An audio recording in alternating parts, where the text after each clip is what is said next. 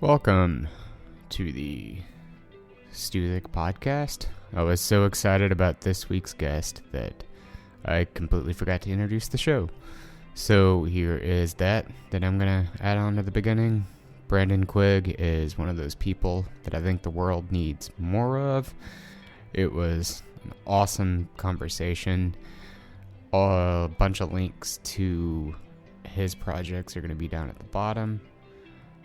This episode is brought to you by me, I guess, as gross as that is. My links to my stuff are down at the bottom. One is playing in the background.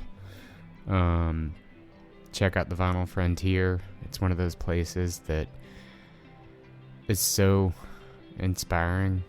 I think if you're kind of creatively stuck, to surround yourself with that much music is helpful in some ways. For me anyway. So yeah, check out Quigg's music. Check out the Vinyl Frontier. One half step for man, one whole step for mankind.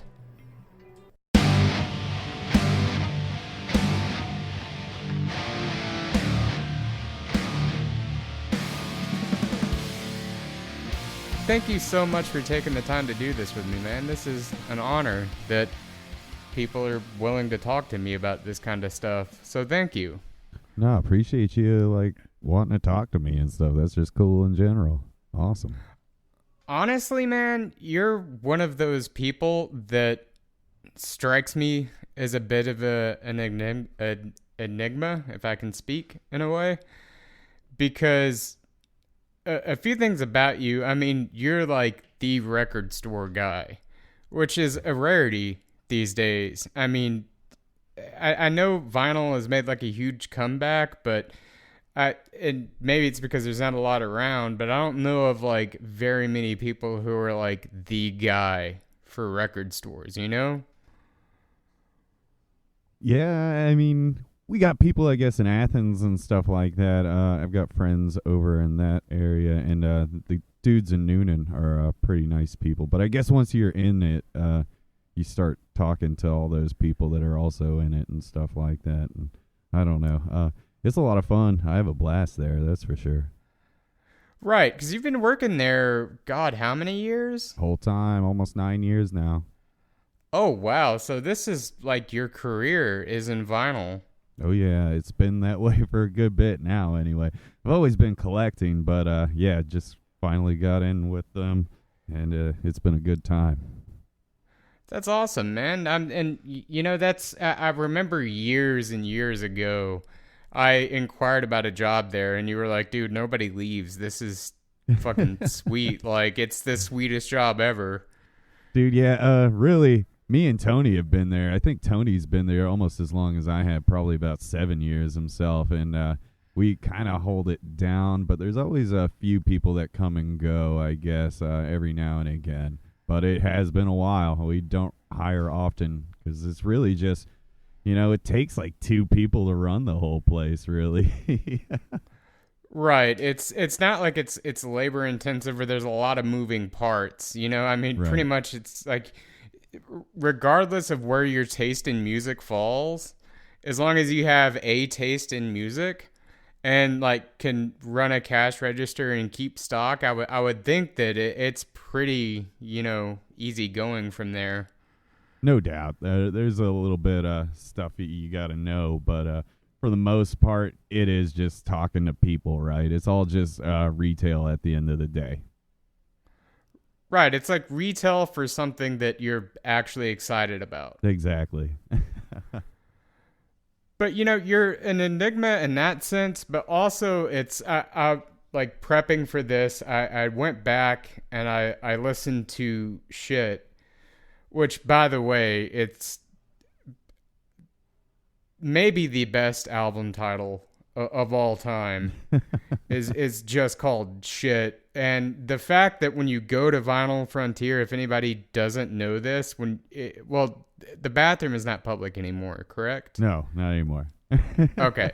So at one point when it did have a public restroom, on the back of the toilet seat, like the lid, is just like essentially an advertisement for it, and it just says Corporal Quigg and shit.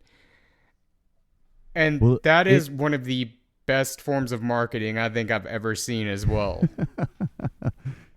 I tend to put all my stickers and stuff on toilets and everything, beat them to the punch, right? And then you can call it shit, but I already said it. I was going to ask why, like, where the name came from. It's basically in that. relation. Okay, so it's like a defense mechanism. Kind of, sort of. It used to have another kind of more meanings to it, but over time, especially it's 5 years in now. It turned 5 years last year, and so it was just became shit. And actually, the toilet became the new album art for the reissue of the tape when it came out again.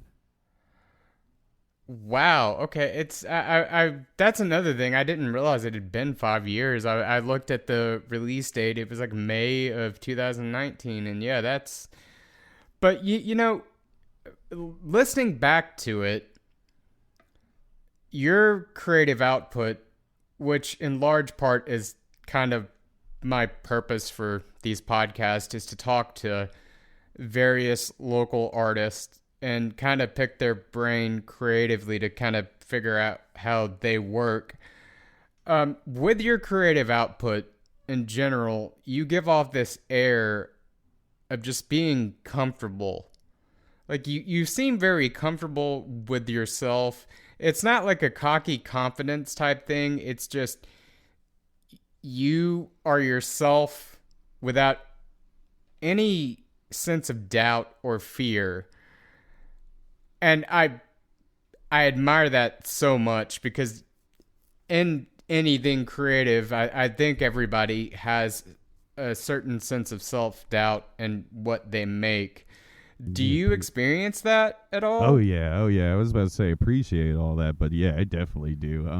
Now I try to, think of like my favorites like Zappa and stuff, and just like how they knew that you have to just focus on your own lane, not so much everyone else's lane. So I kind of do my own thing and just kind of try my best to lean into it as much as you can, and I don't know. I definitely do not feel cocky or anything, and definitely fill myself with all doubt all the time. Actually, all last year I had a big old kind of dry spell, and more or less just focused on other people's music, and we're in a kind of new wave band I play keys for called Ociffer, and just kind of did that all last year just because I was not really knowing what to do with my music at the time, but I'm feeling a little bit better about all that lately. And how did you come to join Ociffer, who also is amazing? I was listening to Fun Reliable as well, kind of prepping for this as well, and that was stuck in my head like for 3 days. Oh, it's an earworm. He's got it. Actually, all the music is done by Danny. I just get to kind of do it with him, and he lets me kind of do my thing in the live sense anyway. But all the music is recorded by him. He did every bit of that. But he's good with them catchy earworms, that's for sure. Definitely. And I noticed, let me pull up the track listing. It was, I'm terrible with names. But yeah, so how did you come about? Did you know him prior to his music, or did you meet him through his music? How did you come about joining Ociffer? Yeah, we worked at the Corner Cafe forever. That place in Carrollton, Georgia is just full of like music people and people who love art and stuff like that. Culture of Carrollton, right? And so he, saw me like play solo shows and everything, playing keys out all the time. Shoot, I've been playing now keys, at least piano and synthesizers, for almost 15 years or whatever. So he's seen me out a bit, I guess. And so he just asked me, and we actually started, believe it or not, before COVID. And then, of course, that took everything out. But then when, everyone was allowed to be doing stuff again, we got back together with everything and got Donnie and Matt in on it. So we were like a 3-piece before COVID with Danny, Devin, Danny's brother, and myself, just doing basically keys and guitars and drum tracks to a drum machine and everything like that. But it's a lot better and more full feeling now that like Matt on drums and Donnie's like the MVP of the band. He just picks up whatever is needed for the song and starts playing it, so need that for sure too.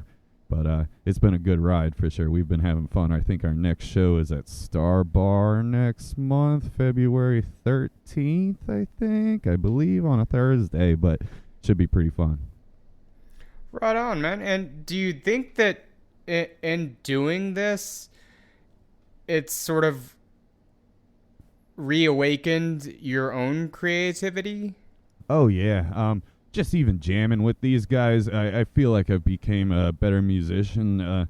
Just jamming with anybody with their different outlooks on how music is like performed and stuff. If you keep jamming with the same folk, you'll still get the same results, I guess. And so these guys were just kind of new to me. I would always grew up jamming with my Troubled Teeth dudes, like Brady, of course, him, and Blake Cornelius and Seth Atkinson, if you know him. Those were my Troubled Teeth dudes, and we always grew up jamming. We always loved our jams and had a blast doing them, but this is just a different direction, and it's kind of helped out with, I don't know, it's just some of the things I think of differently in music, and I think it definitely helps. Now, I definitely don't want to do the exact same thing as Ociffer is doing, so I try to stay, again, my own lane sort of thing, but keep it kind of angry, I guess.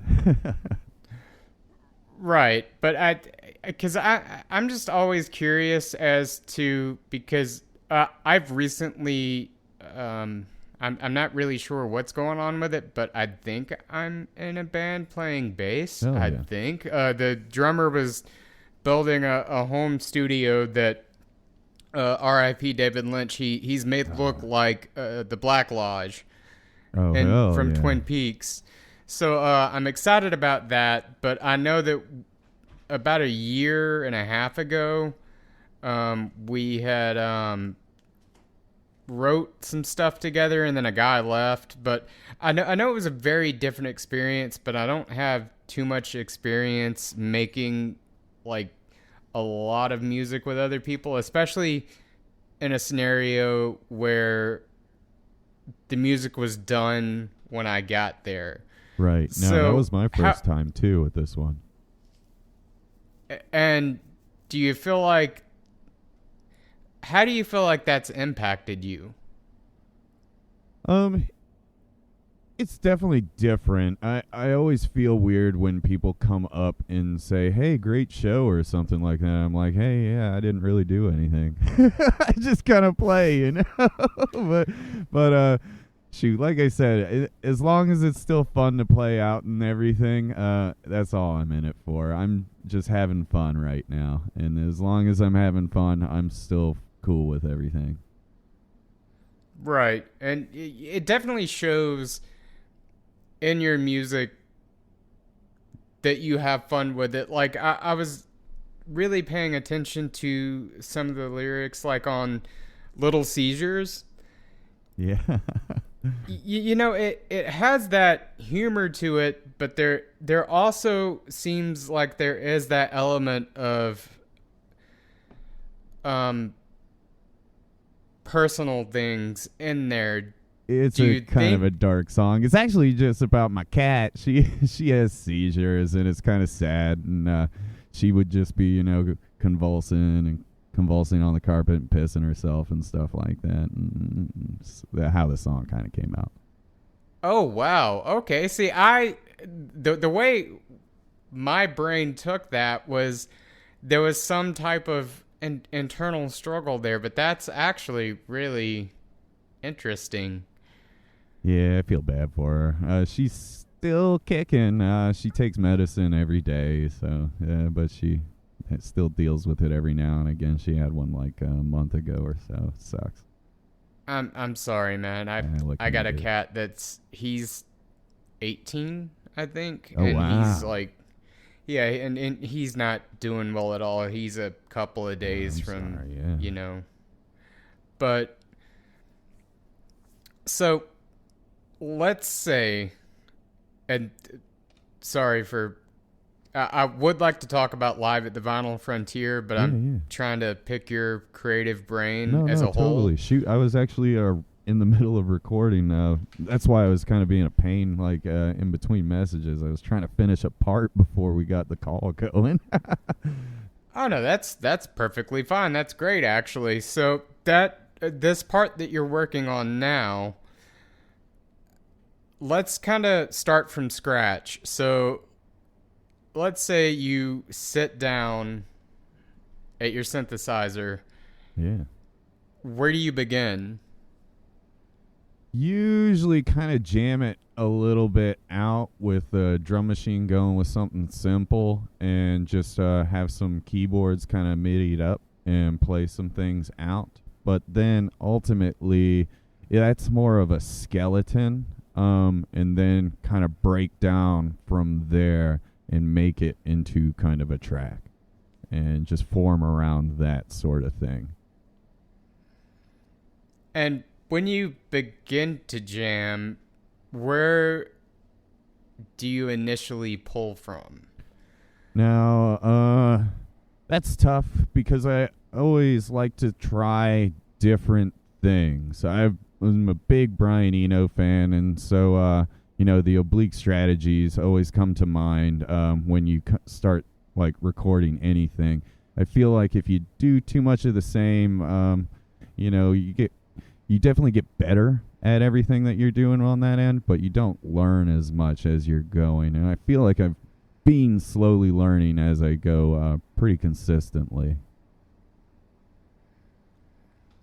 And do you think that when you begin that, is it more rooted for you in what you've kind of been listening to outside of your own playing, or is it rooted in following the articulation of an emotion or something that's going on in life? See, it can be a little bit of all of it.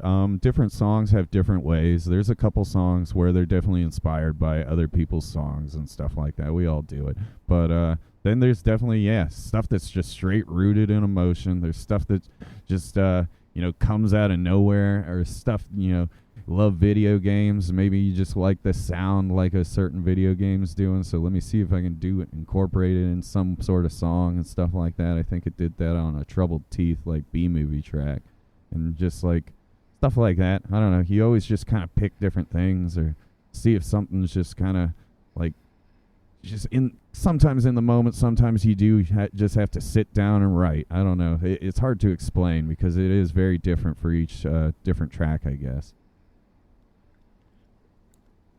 And what about, so let's take it with the idea that you were just working on. In this scenario, what about this stood out to you without giving too much away, obviously? What about it gave you that moment of, this is the path I'm going to follow? For this current one that I'm on right now? Yes, sir. It was actually... I did a series in 2023 called Songs in 60 Seconds for like Instagram. You know how everybody is a content creator. All artists have to be at a certain point. But so it's kind of just bringing those one of those songs from the Songs in 60 Seconds to full fruition and full life. And it's not just a minute long, kind of thing. Right. So you've kind of had this nugget for a while. It's like a seed, and you've kind of let that seed sit there and germinate, you think? Yeah, I can definitely see it something like that, because it helps to kind of, you get an idea and then you step away from it and then you come back to it and you have more ideas to apply to this idea. I found that kind of helps every now and again. And do you think that life events, be it good or bad, without going into personal detail, has led you to a place to where you can finish this idea? Actually, yeah. It's been pretty wild year last year. Nothing too crazy or anything, but just a lot of self-doubt, like I was saying, and I've been feeling a lot better mentally, I guess. And I don't know. I know that the political landscape might be kind of wild right now, so we'll see how the year holds out. But right now, feeling pretty comfortable, at least, with everything. That's great to hear, man. That's really good. I know you at least stayed busy all of last year. You tried. Because I would say that you did, between like all the live shows and doing the Live at Vinyl Frontier. I would say that counts, especially because are you officially out of copies of that? Not yet. We still have, I think, a decent amount. I only made 50, but I think there's still at least 20 left or so, somewhere in there. So we got rid of 30 initially, and we've almost met our goal. Like I said, I made 50, and only was really expecting like $5 a pop as donations on them. So I think we're about at our goal, just with people being generous and donating to it. And we still have plenty more CDs left to do also. That's awesome, man. So how long have you, because I'm admittedly a little out of the loop. I'm just now starting to kind of get back into things. How long have you guys had performances at the shop? We've actually done them off and on since kind of the beginning. It would be kind of here and there, more or less, than anything. I know it was about like 4 years ago, 3 maybe, when I first started actually like recording them. But I did it with all different ways. So I was using like a tape recorder and a computer for some sets, and everyone's like songs and sounds sounded different, and I don't know, it just came out wrong to me. So I was like, I need something. I got one of those Zoom things and just started recording everybody live, and everything kind of came out better. Those things have great built-in condenser microphones. If I can brag on Zoom real fast. I love that it gave it reminded me, listening to it, of tape trading back in the day. Right. Like, yeah. I know I'm a big Faith No More fan.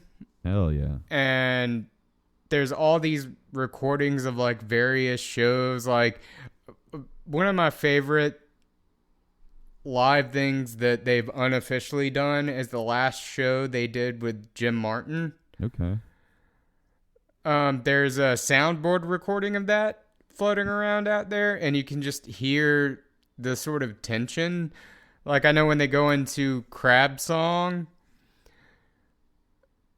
it begins, and Mike Patton, apparently Gigi Allen had just passed away. And, Jim is sitting there, like, playing the intro, and Mike Patton, like, shuts him up for a moment of silence for Gigi Allen, and you could just kind of feel how, like, you could really feel the tension. And sometimes, especially around that era, it seemed like, not to rant too much about Faith No More, but Mike Patton has that kind of sense of making fun of the music while he's performing it. Oh yeah. And just his lack of consideration for the music gave a very unique performance. And I love moments captured like that. See, I love live shows. I'm a big one, so I'm gonna have to listen to that one. I don't think I've heard that before myself, but I love live shows, live albums. I listen to them all the time at the shop, so I'm about it. Right, and it just has that. Like, I know specifically Devin's performance was just perfect. Right. No. And the way in which that was captured, it couldn't have been done better. And the fact that this is a physical copy exclusive makes it special and more cherishable. See, that's and the fact that it's going to a good cause as well. Right. See, that was all the goal, and I'm glad you're seeing that and feeling that with me there. And just the experience of like going to the shop and picking it up, and you naturally, if you're a music lover, which I don't think very many people who aren't end up in record stores, right? Unless they have to use the bathroom, which at your shop you now can't. We'd be so like, no. Right. It's like, but you end up looking, and you know, I've always loved that experience. Like Billy Bats, is it? I'm terrible with names, and yeah. I just asked you like, what's good? I was looking at the little display that you have of all the sort of local and new stuff. And you recommended that, and it just, that whole day and experience of going to pick up my copy of that album, it took me back to like being a teenager, you know? It's like, it's the performances on live at the Vinyl Frontier, which were all great. It's right. Very,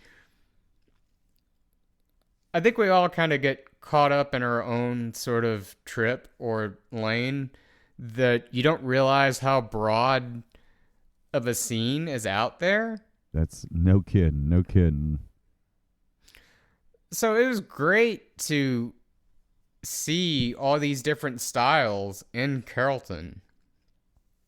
Yeah, it's really kind of mind-blowing, and it does just make me, you know, kind of a little sad we lost the Alley Cat every time I think about it, because there's not a lot of places that you can see music, but that's why we kind of do the shows at the shop when we can, you know, kind of thing.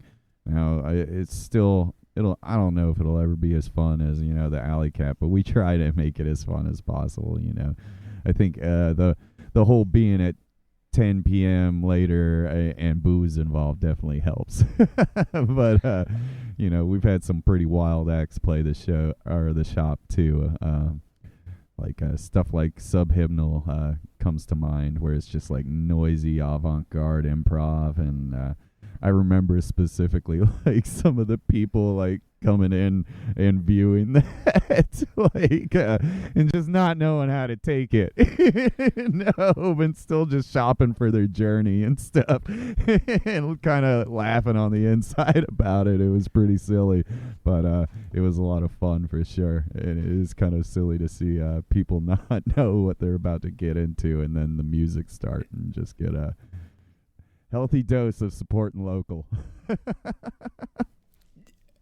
And it was that was another thing, is the fact that the sort of experimental noise scene is so like prevalent. I had no idea. And that is something that I've always loved. Like I like noise. Yeah. And that was actually really refreshing to see that as well, especially like up against I always butcher her name every time I try to talk about it, but the opening track on Zayla. Live, yeah, I got you. Yeah, I always butcher her name, but it's like a performance like that that's so like sweet and intimate. Right. And then you have right like after. Right, it's which the arrangement with the track listing couldn't have been better for that reason. Like it really is like a journey. That was actually not supposed to be too intentional. I did put the tracks in order of which people performed, and I tried to keep the dates next to everybody so you could see when they came through. But it was kind of a contrast, because you go from almost this singer-songwriter Taylor Swift type to Jordan, this like deep gangster rap. Loved it. And do you have plans to do a 2025 edition? Oh, you know it. Actually, our first act plays February 1st. It is Mark Warren. He is out of Atlanta. He does kind of like synthy, dancey guitar music, and gets down doing it too. And what day of the week would that be? Let me pull up my calendar. All our shows are on Saturdays. That's the day we can kind of get away with it. There's actually a business above the shop, so we can only really get away with shows on the days that they're closed. And what time would that start?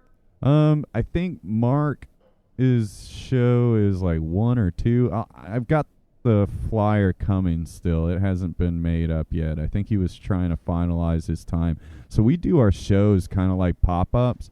I let the artists kind of just reach out. So they're not like really show, like with multiple bands or anything unless you want to. It's really more or less your own artist pop-up, and you can kind of do whatever you want with the day. If you want to just hang out and push your own merch and perform a couple songs off of it and stuff like that, it's more like that than just a show. That is actually really fucking cool. Yeah, well, we thought we had to do it a little differently because, like I said, we're not really a venue, and we can't really charge people at the door because, well, people wouldn't come in to buy records, right? So we want to help the local people as much as we can. But like I said, without being able to charge things, it's hard to say and do proper without taking a different direction. And so I figure if we view it more as an artist pop-up and they can kind of do whatever they want with their time involved at the shop, it's been working pretty well. I've seen a couple people, just come and hang out and, like I said, push some merch and play a few songs and sell some shirts, give away shirts and stuff like that. And, try not to take up the whole day. A lot of people will even come in and play and then go to work later on. We're musicians. I know how it is. You got to do the thing. You got to keep, food and eating and stuff like that, lights on and shit. So it's one of those kind of things. But, one of the times we had a pop-up, it started straight up. So we have to do them kind of between the hours of 12 to 7 to allow us to open and close proper. But they straight stayed the whole time. It was Young Delena and Really Purple, and those cats, they stayed the whole time, playing the whole day, and we just had a whole party, and which was wild. They went on for a good party until we caused a car accident. It was because we were doing this on the in front of the shop and everything, and somebody, of course, was rubbernecking, not paying attention, and rear-ended the heck out of somebody at that red light. And we were like, all right, I think we're done for the day. And was this when Cha-Ching was recorded? Yeah, Cha-Ching was Young Delena, and he was actually, we recorded that one inside the shop. I think it was actually Really Purple's set when we were all outside, but I think Young Delena came and also performed on Really Purple's pop-up. And same with, there were a number of rappers that came through and performed with Really Purple. I was actually kind of sad that I could only get so much track from him that day, because since it's outside, and you'll probably notice all the outside ones have different sounds to them on the CD and everything, and a lot of Really Purple stuff unfortunately just didn't sound up to snuff, I'd say, and that's on my end, the recording. And it happened with our own in Ociffer. Ours is kind of low, and then unfortunately Fuzzy Wuzzy's was kind of like high, and it just kept happening with the outside acts. And there were a couple actually that played at the shop, because we had, I think, 24 bands play last year, and I think 26 shows, a couple repeats and stuff. But with that, a couple bands, I think there's only 15 tracks on the CD. A few of those just didn't make the CD just because some of my recording was just bad, and that's on the, me, not the bands at all. But I just couldn't add it, and I didn't want to embarrass anybody by putting a bad recording of them on anything, and then I also didn't get a couple permissions in time for everything, so that's a thing too. But majority of the ones that didn't make it, it wasn't on them. It was on me, and that's why they're not on there. But they did a great job at the shop for sure. And what are the responses usually like to these shows in person? Actually, everybody's loved them. Like I said, the noise one was the only one where I guess it was kind of mixed. But everybody loves that we do stuff like that. Even like the hip hop has gone over well, which historically, you can play the worst, black metal in the world over those speakers, and nobody will say a word. But you put on some Tribe Called Quest, and the old ladies will be like, "Can you turn this off? I don't like this," which is so fucking racist. But like, what the heck can I do? I know. I'm just like, what the heck? I can't believe you just said that. But I guess I'm gonna change it to something else. Here, I'm gonna put on some Michael Jackson though. How do you like that? It's like, oh, all right. Now that makes me wish you would just play Wu-Tang, like 100% of the time.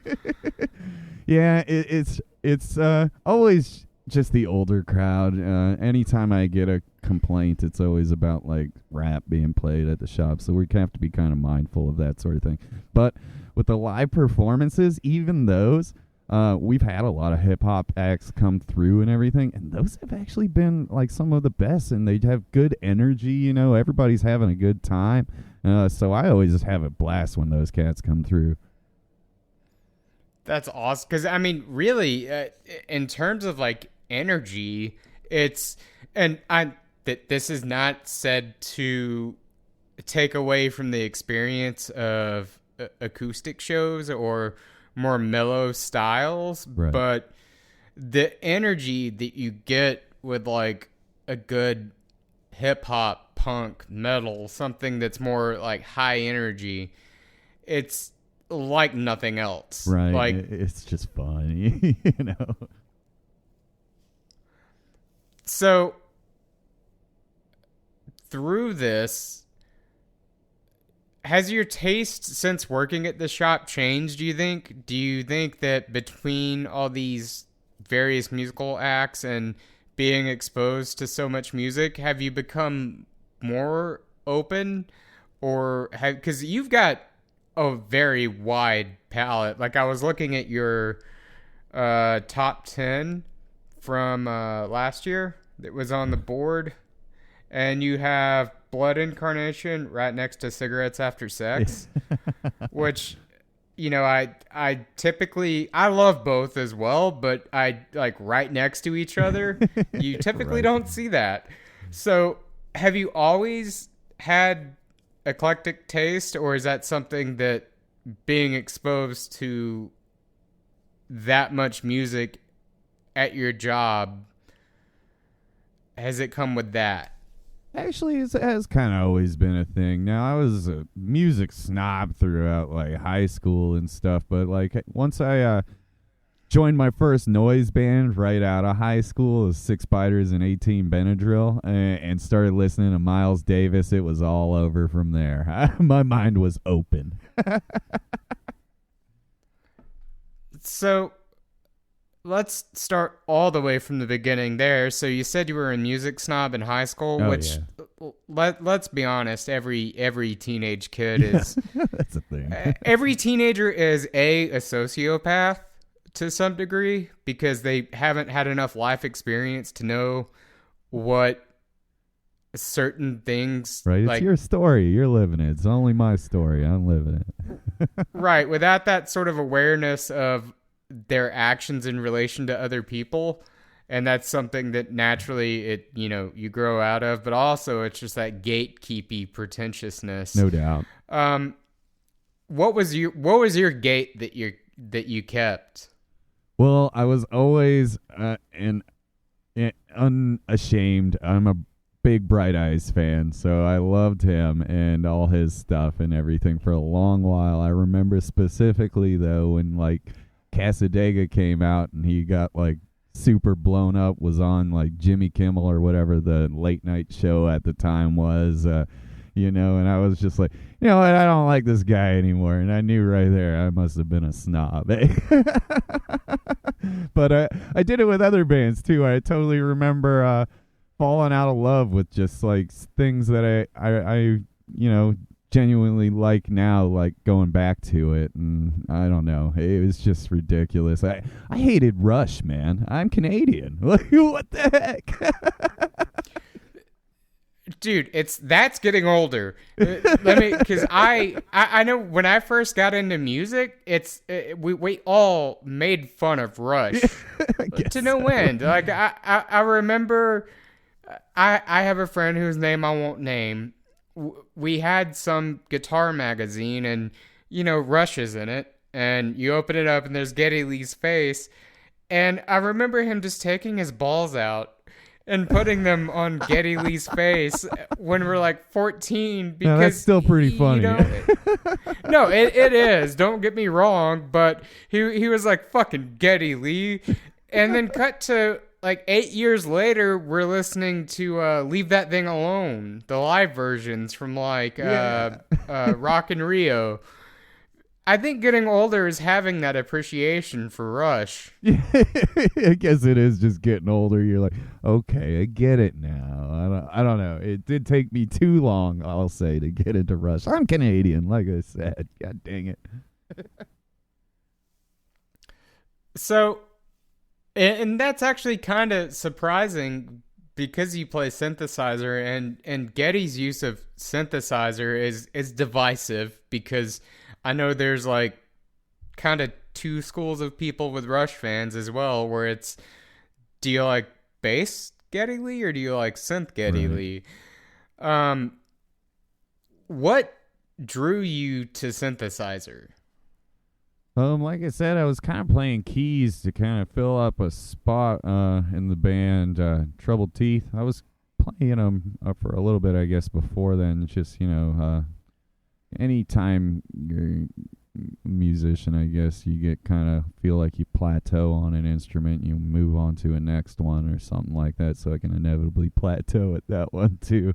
But so I got tired of like guitar, and I was doing ukulele for a while, but that's such a simple instrument. It was so easy to kind of get the grasp of, and then I moved to piano or keyboard or whatever, and you play enough of those for long enough, you're going to start, getting into some synthesis, I guess. It's more or less probably being in the noise band at the beginning, too. I just love twisting knobs, and I was like, this keyboard would be so much cooler if it had more knobs. It started getting more and more of those. Now I've got maybe like 20 different synthesizers, keyboards, and stuff like that. But it's definitely a rabbit hole too. And do you think it's more of the hobby of is it more of a novice hobby, or was there synth-based music that drew you to that though?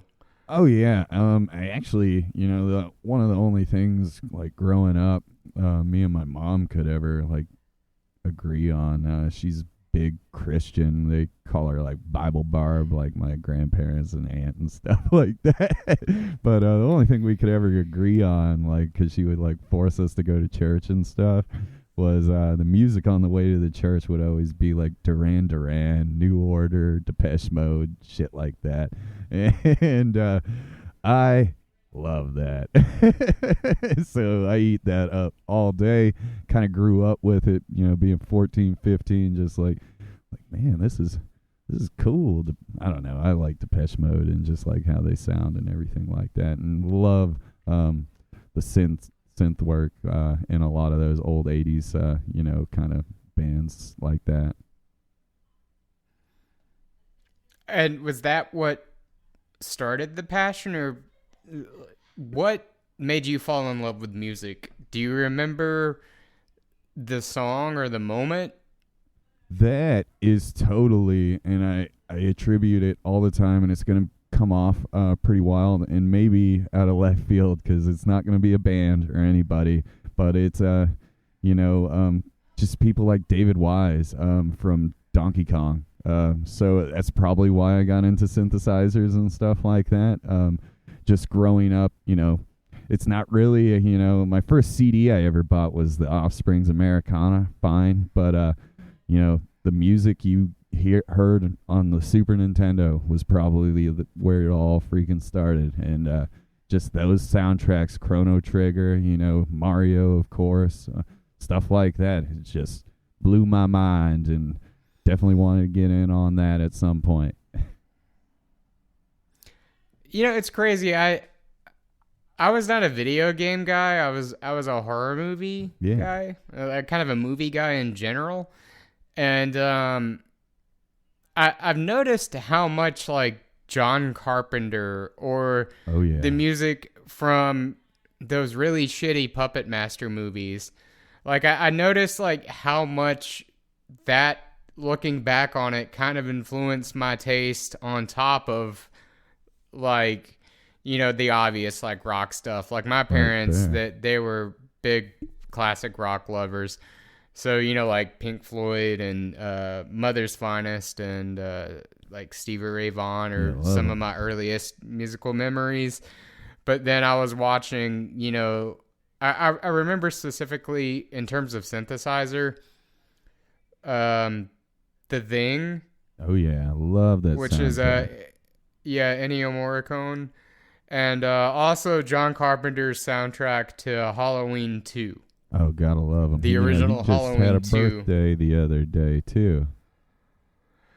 That was another one that just really influenced me. And like the Terminator soundtrack as well. I love it, dude. We'll jam on the Terminator one at Ociffer practice, actually. That is fucking awesome, because that is one that always stood out to me, and I was kind of the weird one. Everybody tends to gravitate towards Judgment Day in the orchestral version, which is great, but something about like that, like super 80s dark wave sort of sound. I fucking love that too. And now you have bands, so many, like it's Dance with the Dead. I think is the one, and Perpetrator and Carpenter Brut, all those that sort of incorporate that cinematic style, which I was gonna bring up. That, man, you could some of your musical moments on shit remind me of Jeremy Schmidt's soundtrack to a movie called Beyond the Black Rainbow. Okay. I don't know if you've seen that or not, and it's kind of, Panos Cosmatos did Mandy with Nicolas Cage, which was pretty popular and a pretty wild movie, but his first movie, it has a brilliant synth-based soundtrack, and The Comet Keeper made me think that you could pull off the soundtrack to a movie. Have you ever sort of thought about that? That's actually like the whole like goal with everything. Like I do all this so that one day maybe somebody will be like, "Hey, do me a soundtrack. I would love to do a score for something." That's the dream. If I could do that, or you know what? I take that back. If I could do the soundtrack, that would be like I could die happy. But I'd also love to see like my own music in like a discount bin at some other state. So they were just like, I don't know what the hell this shit is, and let's charge $1 for it. That's the kind of thing. If I see either one of those, I'll know I did all right. Well, okay, I have a game plan now. You've just awoken something in my brain. I'm gonna make a movie that's so lackluster, and you can do the soundtrack, and that movie will end up at like the $5 bin. So we can get both in one. Let's make fucking dreams happen, dude. I love it. This is what Sammy Hagar was talking about when he wrote Dreams, was this moment. Dang it. God, I love him. But yeah, that's crazy because I definitely noticed that with the Comic Keeper was just, and other moments too, and your transitions as well. It's almost like a stream of consciousness, so to speak. When you start a project, do you have that in mind, or does it kind of happen by accident, that sort of flow state of it all?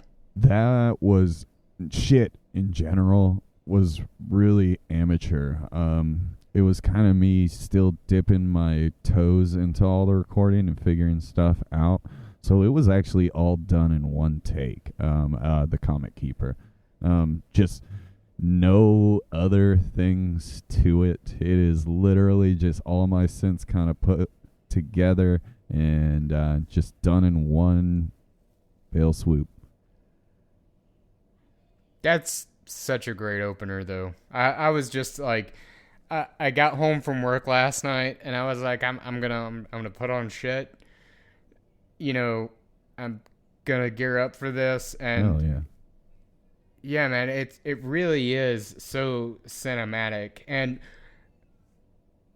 do you have that sort of visual mind associated with your music? Do you have like these scenes in your head when you're writing, or like a color? I know I kind of associate sounds with color to some degree, like, oh, that sounds beige or that sounds blue. But do you have a sort of scene in your mind? Yeah, actually, well, the Comic Keeper is straight.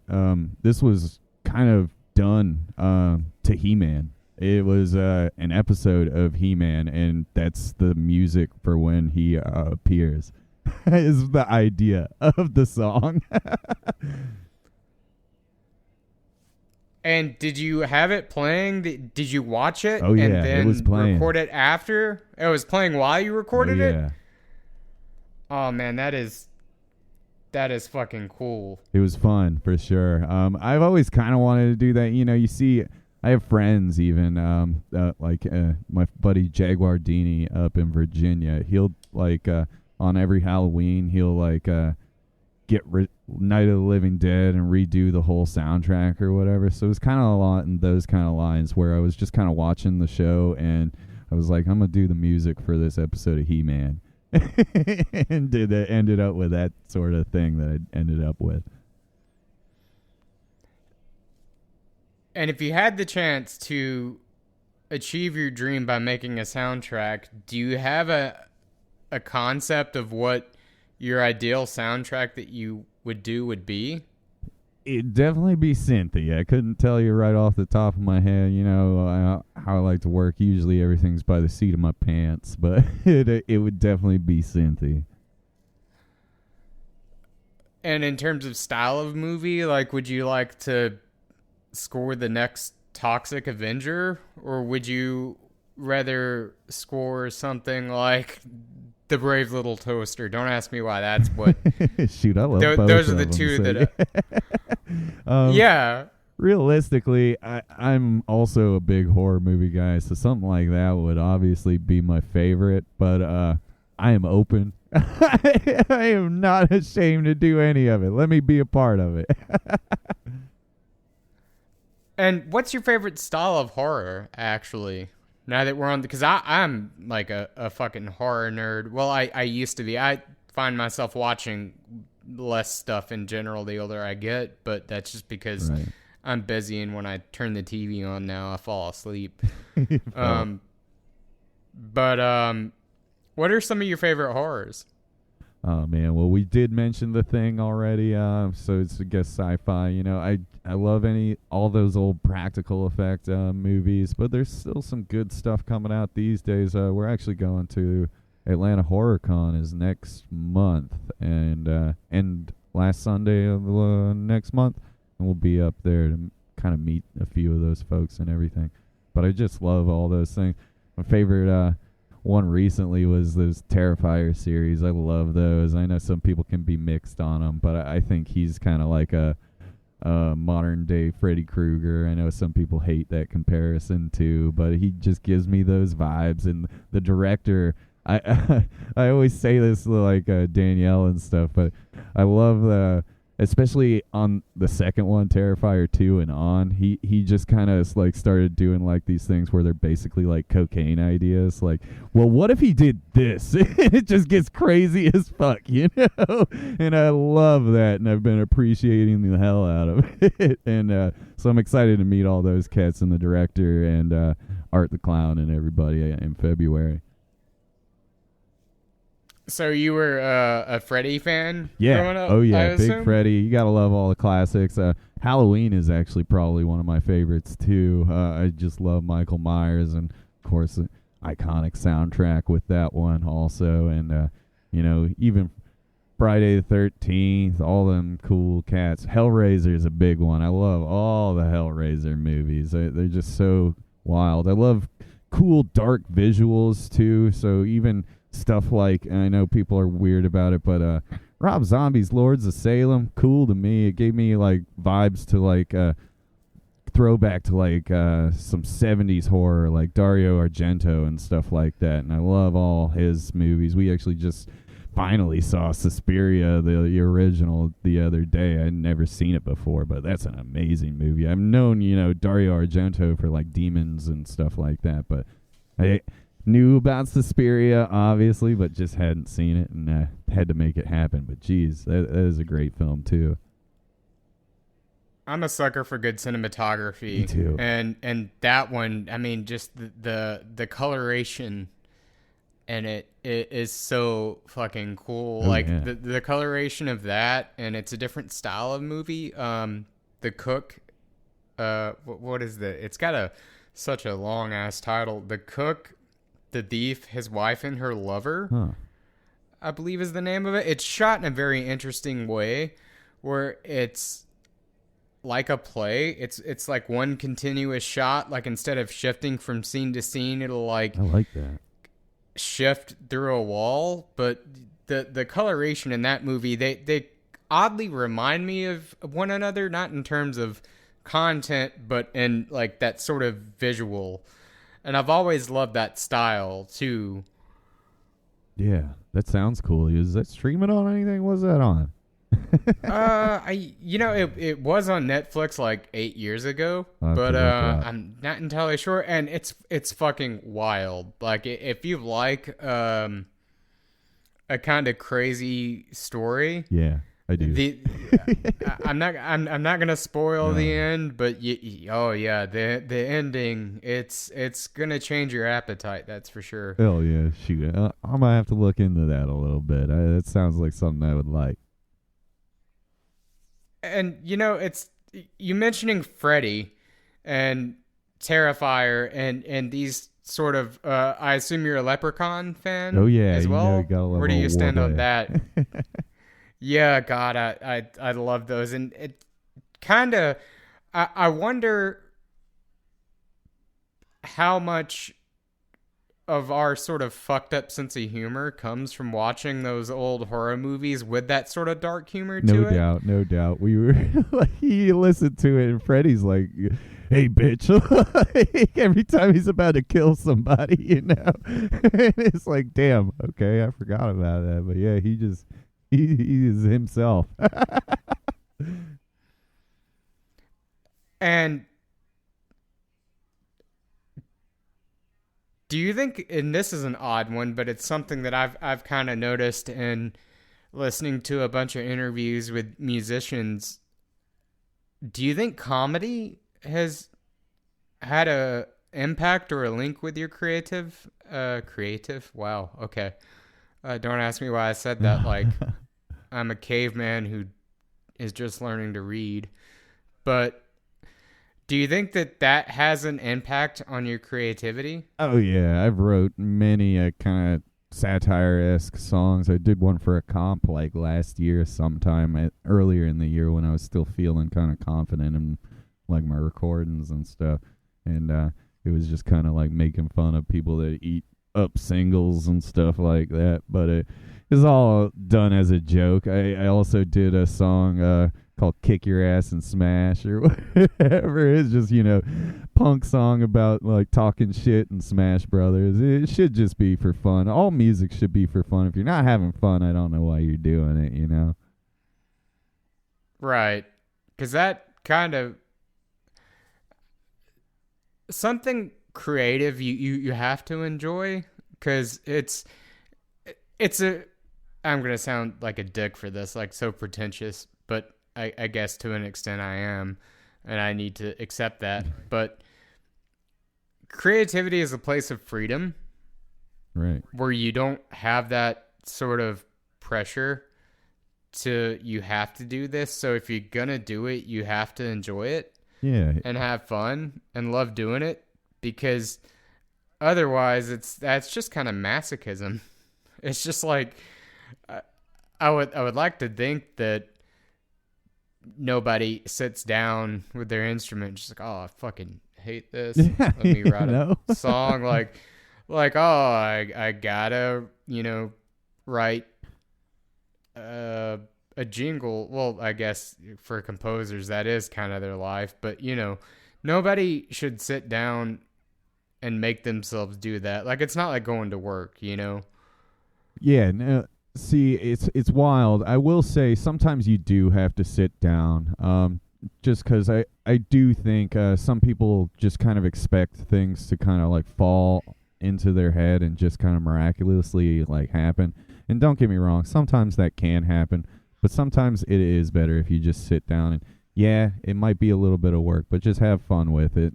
Like I said, if you do stuff like oblique strategies or whatever, you will still have fun with whatever you're doing. It's just a more or less, you gotta do it, because some people, they get that mindset where they just, it's not going to be perfect, so I can't do it. I don't want to release it if it's not perfect or whatever. But no, you just got to do. That's the best way to get into anything, right? Is hands-on, I guess. You got to make those first pancakes. Yeah. To like those creative pancakes, because I know I myself have kind of gotten to that point to where it's like, all right, if I don't do it and just put it out, then it's not gonna get, it's never gonna get any better, Yeah. And I know that, like, there's some days, like, are you a person who practices, or do you just play? No, I practice all the time. I've got keyboards on dang near every bit of like rooms. I've got one at work. I keep one in my backpack. I got them all the time. So I do practice a good bit, but I do play a lot too, and also jam with people as often as you can. So all of that kind of helps, I guess. Though I still don't think I'm the best I could be, but I know I'm better than I was last year. Oh no, I mean, I know that I wake up at, like, on my work days when I go into work at 7, I'll wake up at 5 in the morning so I can, like, have my coffee and have an hour to practice. Nice, yeah. And I still suck. This is just something we're always going to think that about ourselves, right? We're always our own worst critics, and that's something I guess you'll never get over. You just kind of have to get through. Well, I know that for me personally, whatever, like, there's that whole adage of it takes 10,000 hours to, right, master something. It takes me like 30,000 to, like, get just the base level of understanding for it. But do you have a regimen with practice, or do you just kind of get it when you can? Yeah, it is more or less get it in when I can. I used to have kind of a regiment, but it's kind of faded a little bit these days. Maybe I need to get back into it a little bit better myself. Well, I mean, it is hard, and another reason I love talking to people about this kind of things is, especially, it's like, it's so much different than it was when we were kids and we had all this time that we took for granted. You know, it's like when you're a teenager and you got nothing really going on, you have that time to practice. But as an adult, if you want to become more proficient at something, it's like finding that time it's hard to balance that as an adult. And I think most people just give up. And another thing that you're one of the people that I see out there who keeps at it, you know, and like despite life doing its thing, you keep at it. And I'm always curious as to how you balance things, or do you feel like you have a balance, or is it one of those things where you struggle to have that? I definitely struggle. My biggest issue with that is I tend to either overbook myself, and if I do that, I tend to not write. I tend to just focus on practicing, and that's why I think I haven't had an album come out in like 3 years now. 3 years just sounds terrible saying out loud, but yeah, it's been like 3 years now. We release singles every now and again, I guess, but an album, it's been 3 years. Oh, God. Well, you know, it's one of those things, man, where I think personally it kind of happens when it's supposed to. That's fair. So everything creatively tends to fall into place in ways that I don't think we always understand. And I'm not trying to like pretentiously give it deeper meaning, but I think most of life is, in general, anything, it's just all these random pieces sort of falling into place in ways that sometimes make sense. Right. And I think that, you know, like releasing singles versus an album, that's what's meant to happen in that moment. Yeah, that's fair too. And when the time is right, that's when an album will happen. And if you try and like force it, then you know, it come would out with ultimately a bad suffer. album. Yeah. Right. That's how you release Chinese Democracy. Yeah. Which, you know, to be fair, It's it had aged its better. moments. Yeah, it's aged better because I think it just had so much hype when it first came out that it was never going to meet that hype. But going back and listening, it's not like listening to Saint Anger or anything, you know. Axl Rose was, I think, the worst part of that album, Oh, to be honest. No denying that at all. Like, I'm a huge Buckethead fan. I'm a huge Bumblefoot fan. Right. I love their solo works independently. So I love their input on it, but it's Axl. Yeah, so and it'll never be anything but him, I guess, too, huh? He's got that personality that just stains it. I think that had that been called anything else other than Guns N' Roses, it would have been good. Yeah, no, it definitely would have been appreciated a little bit more, like, differently, you know. I think it would have definitely been taken a little bit better than it had been. And I don't know, maybe not at the same time, because it was a long time coming. You build up the suspense, even if it was a different name. I think it would have just been, like, kind of flat on people when it first initially released, and maybe grew a little bit of popularity over time, you know, kind of thing. But I mean, most super groups anyway that you see, you know, get together just aren't really the best compared to their initial projects, I guess, though, at the same time. Yeah, I think with super groups, it tends to become like a dick measuring contest because you have all those like strong personalities that it's just like, oh, look at my creative cock, you know. And it's like all it is just a bunch of dudes sitting there with like their musical panacea just like out, and it doesn't really accomplish anything. Nah, you're right. It usually ends up with some just mid music at best. Never anything like mind blowing. There might be one or two that I'm spacing on, but I can't really think, at least off the top of my head, anything that was like better than mid. You know. I like Killer Be Killed. There, yeah. They're one that I dig. We talked about Better Lovers, which that was good. If you work tomorrow, I might. Do you guys still have that copy? I think we did get it back in. I think we did sell it, but we got it back in stock. Okay. Actually free tomorrow, and I was debating on going up there to spend some money. I'll be here. But anyway, way off topic, but that's the conversations are like flowing. And, yeah. I've listened to way too fucking much Rick Rubin lately. Hell yeah. That's all right. I've been wanting to read his book. It's on my list for next. I got to do it. Dude, get the audiobook. Okay. Trust me. Because I had like an Audible credit and I was like, all right, I'm going to, dive into this. And his speech and timbre is so relaxing and hypnotic. He seems like a chill dude.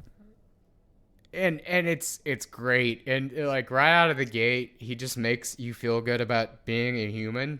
Hell yeah. In terms of like, everyone's a creator. When you're having a conversation, you're creating these moments that have not yet existed. And when you cook, you create a dish that did not exist before. And it's just like sad. It's like,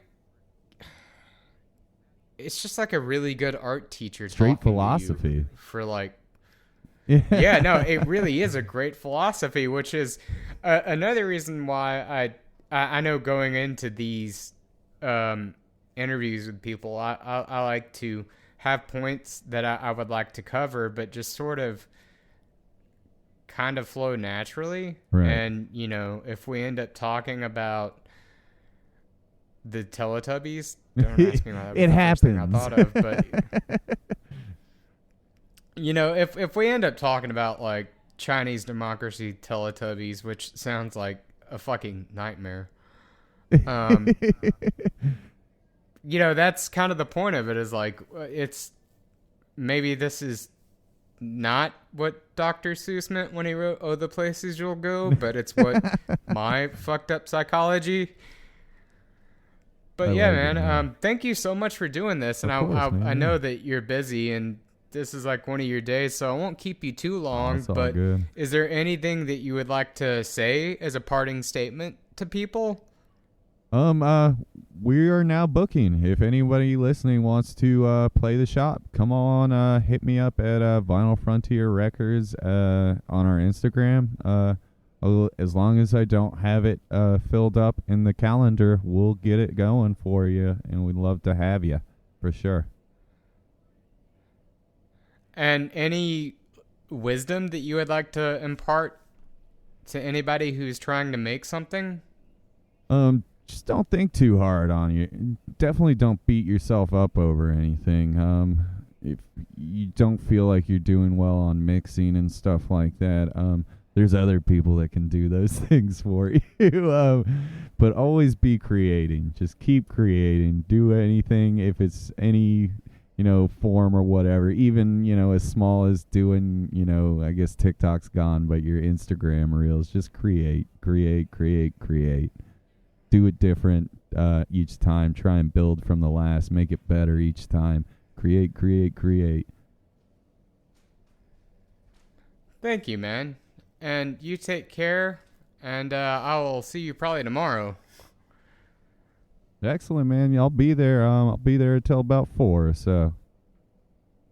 All right, sounds good, man. You take care. Yeah, you too. Appreciate you having me. That was awesome. Oh, no problem, man. Let's do it again. Yeah, excellent. All right, bye. We'll see you.